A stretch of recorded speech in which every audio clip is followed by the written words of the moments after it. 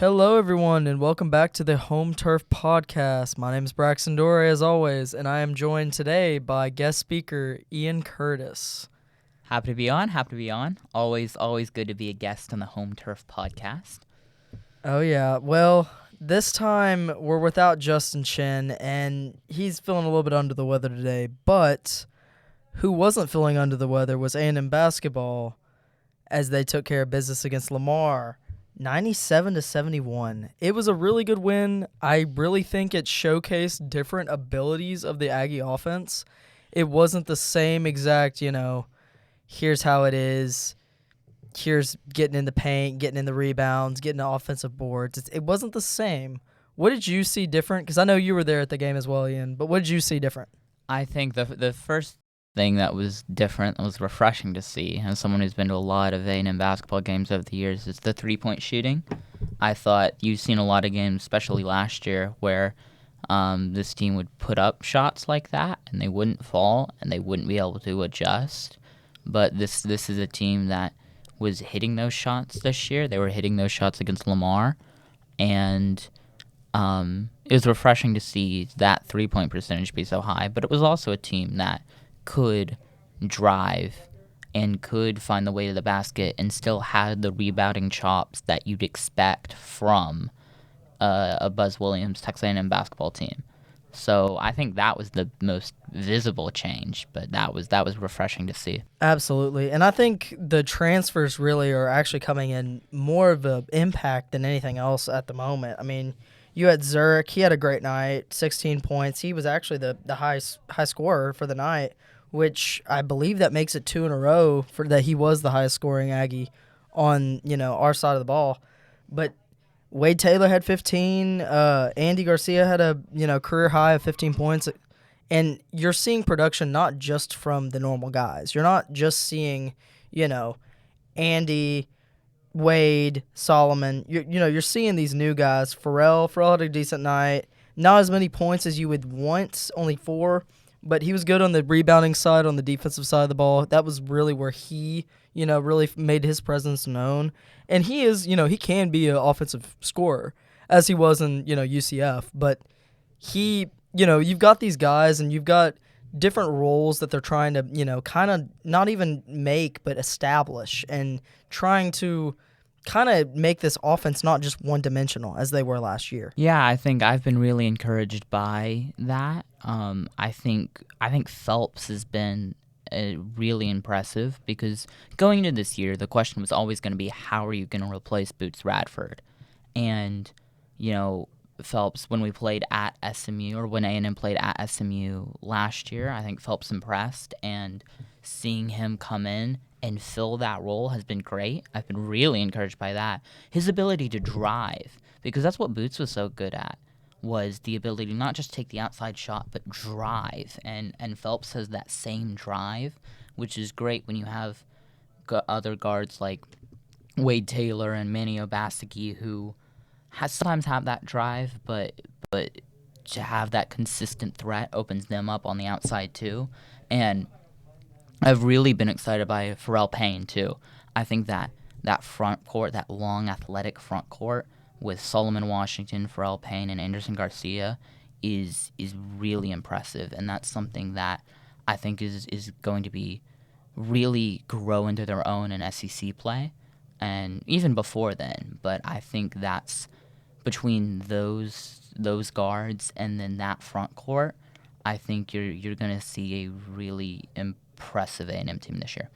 I agree, and I really think it's not just the guys that we've had return, but it's really the whole team that's kind of meshing together, trying to get a different look, not be one-dimensional, not just get points in the paint and just driving, pure driving aspect. I mean, in the first half, they had 17 shots for 3, and they made 10 of them.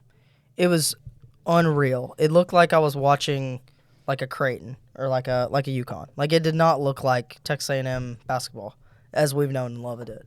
But, we did kind of see a regress in the second half, 2 for 9, and it really just kind of, I feel like they fell back on their defense. And that's what they do when they start missing shots. You've got that good group as you said, the front court and combined with, their athleticism with Andy and with Solo and all, not only are they a good offensive scoring, but their defense is what I think is going to propel them to the next level in the SEC. And I'm really happy to see it and really glad to see that Buzz is just building upon what he's already established in years prior. And getting into that building upon point, I've got the A&M KenPom pulled up right now, and you kind of look at the identity of this team in the stats, and you're not really surprised by parts of it, like 10th in the country in offensive rebound percentage. That's something that's always been there, always been present, something that a A&M Buzz Williams team has always had and has always focused on. But you've got 69th in the country and 3-point percentage, and building stuff like that, building the shooting is something that A&M's in the past has maybe struggled with, but you're seeing kind of that shift with the new transfers coming in, with the new players, with the development of people like Andy and Solo. You're seeing that kind of statistical shift, and granted, it's a small sample size, right? You play 3 games, you play 2 games against teams well under 275 in the KenPom, and then that one road game against UCF, which season opener, growing pains, stuff like that. So yeah, the sample size is small, but you're already seeing a little bit of a statistical shift from what the team has been in last year and this year before that. So I'm curious to see how kind of that evolves over the year and how the statistical identity of this team shifts, especially with Ohio State coming up on Friday. Yeah, no, I agree. I think it's really interesting to see that shift, like you said, and to see how they actually make it happen, and if that really will stick until SEC play. Because Buzz could completely have a shift in opinion, and depending on what opponents he's facing and what kind of defense he's looking at. So I'm really excited to see where he goes with that. And we'll get to see a little bit of a sneak peek, kind of at a not an SEC opponent, but a very tough, regardless, in Ohio State's on Friday. And moving away kind of from the basketball scene, let's move back into football as we are coming off a bye week, no A&M football. You face a New Mexico State team that's 2-7 on Saturday night prime time at 6:45. What do you see with this game going right for the Aggies? Kind of what do you see that's hindering them, Ian? Well, I think the elephant in the room is the injury to Le'Veon Moss, and how do you balance that? And I think coming off of a bye week and then having this, which, there's a reason you play the games. You don't want to write anything off as a win, but certainly more comfortable to come back from a situation like that against this New Mexico State team than against an Auburn or a South Carolina or even a Vanderbilt. So I think the time is going to help. I think that will allow offensive coordinator Colin Klein to throw some different looks in there, maybe get some wide receivers involved in the backfield more. You see Terry Bussey get run from the backfield. You see Noah Thomas get run from the backfield. I wouldn't be surprised to see more of that and some different looks, especially depending on the quarterback situation. If you see Marcel Reed under center, that's something that I think that bye week and then this game is going to allow that, because even if you throw in those looks against New Mexico State, theoretically you have that buffer of, okay, maybe you get a couple of 3-and-outs, but you're fine, versus something like Auburn or Texas where you're not going to be able to afford that. So I'm curious to see that. I'm curious to see if there's any position shifts, but overall I think the timing of the injury came at a convenient time for something like that to occur to a position group that A&M has already been thin at this year. No, and I agree. I think if this injury would have came, let's say Missouri week, you would have seen a completely different, basically, outcome for the entire year and how the SEC kind of shaped up. You wouldn't see that dominance you saw against Missouri, obviously. You wouldn't have seen the fight against, all the other opponents they had afterwards, it you wouldn't have seen anything like that. And I think it really just goes to show that they are multidimensional and they can, plug and play Amari Daniels. They can plug and play, like you said, the different receivers and Terry Bussey and Noah Thomas in the backfield. It's not impossible, but it does show Texas that we're running out of options. And it does show kind of a scramble. I mean, honestly, I don't see us winning LSU if we didn't have Moss. I don't see us winning even Mississippi State if we didn't have Moss. So I really think his presence is going to be the most, felt as in the loss category when it comes to all of the injuries we've had this season. And I wouldn't say anything like Colin Klein is a much more advanced football mind than mine, but having New Mexico State here, you almost want to see A&M really just get creative and throw stuff at the wall and see what sticks.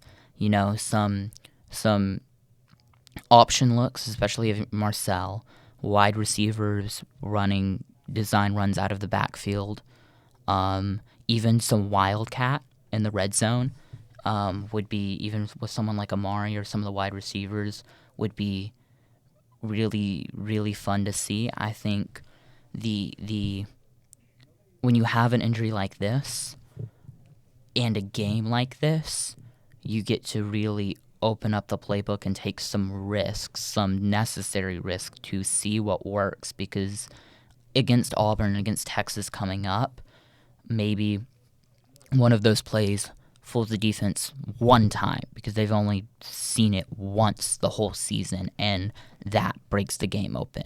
All you have to do is get something to work once, and because of that, you have a game like New Mexico State where you can afford to have things go wrong for a little bit and take some risks. I'd be very interested to see what Colin Klein runs out of the backfield.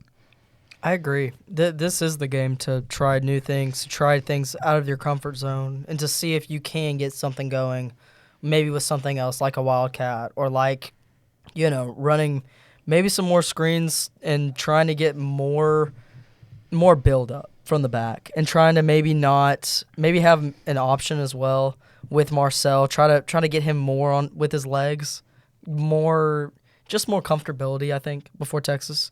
I feel like you would want him to get as loose as possible in these next two games to see if they can, basically scare Texas's defense into preparing for that and to prepare for, that run-pass option. And I really think it's really interesting on how this whole SEC is, shaped up as of now. I mean, you've got a three-way tie or essentially a two-way tie at first place with, as the Aggies and the Volunteers. And they go and visit, they play host to Georgia, and they're number 4. So this one weekend, as the Aggies are having, kind of a test and see weekend, kind of like, hey, we know we're pretty much going to win this game. I mean, ESPN Analytics has it as a 40-point favor. So if they don't win this game, I don't know what is going to happen in the SEC at all. But the kicker and the really good matchups this week are going to be the Texas and Arkansas matchup, the LSU and Florida matchup, and the Tennessee and Georgia matchup. Let's go ahead and start talking about a little bit about Tennessee and Georgia, kind of how they are in the SEC and kind of where their identity is, because no one truly knows their identity week from week. You're finding things out about everyone each time they're playing a game. So what are you thinking about Tennessee and Georgia? I think that one is that a night game? Yeah, 6:30. That'll be intense. I think you're getting to the point in the SEC where kind of what happened to A&M is happening to an extent, to maybe not as severe to everyone, where identities are shifting. People are figuring out what's going to work and what isn't going to work, and everything on that front. And you've got, Georgia with Stetson Bennett at not Stetson Bennett.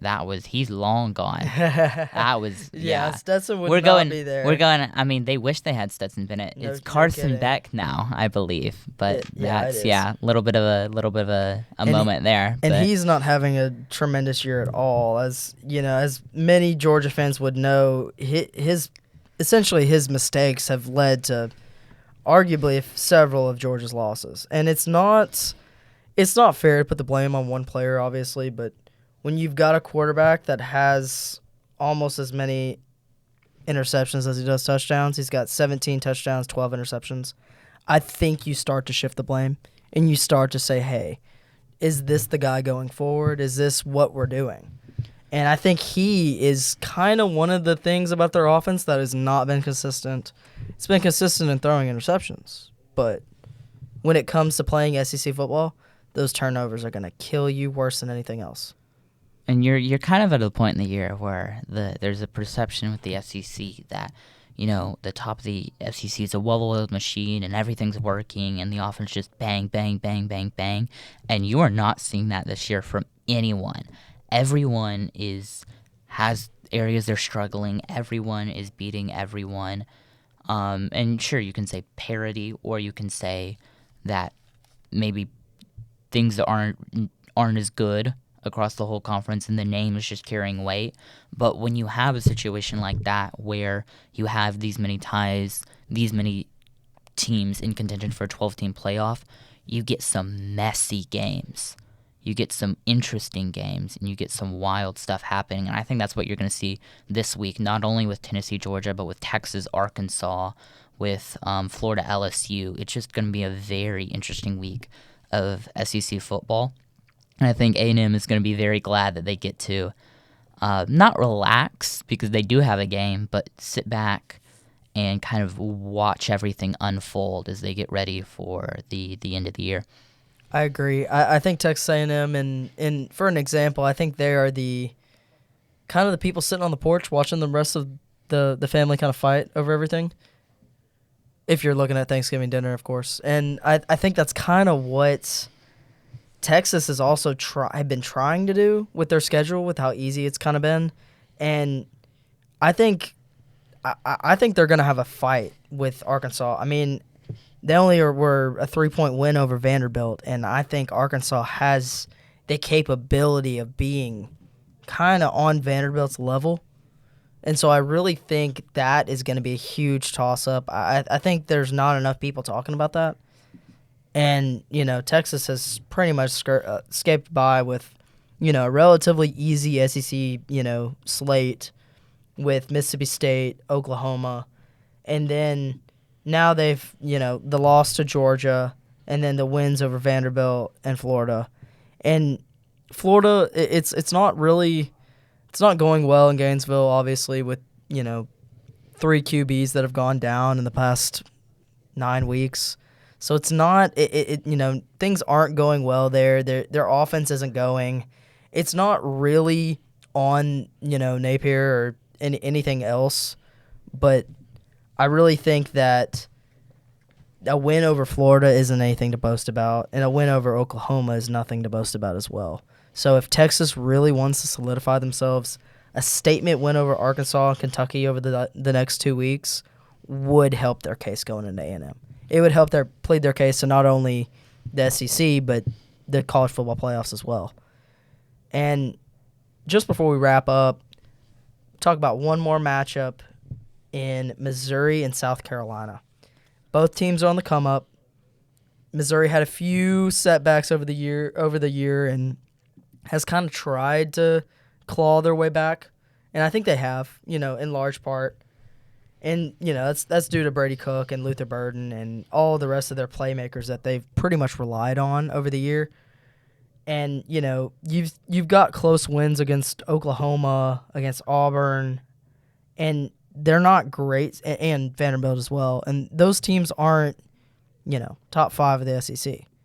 They have to get something going if they want to compete with, you know, the Georgias, the Tennessees, and us, and Texas as well.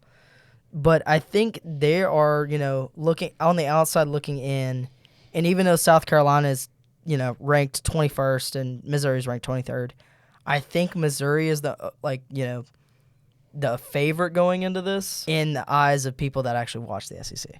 I mean, what do you think, Ian? I'm going to disagree with you there, and here's why. I think South Carolina should have beaten LSU, and they should have beaten Alabama, and they should be in the playoff conversation right now.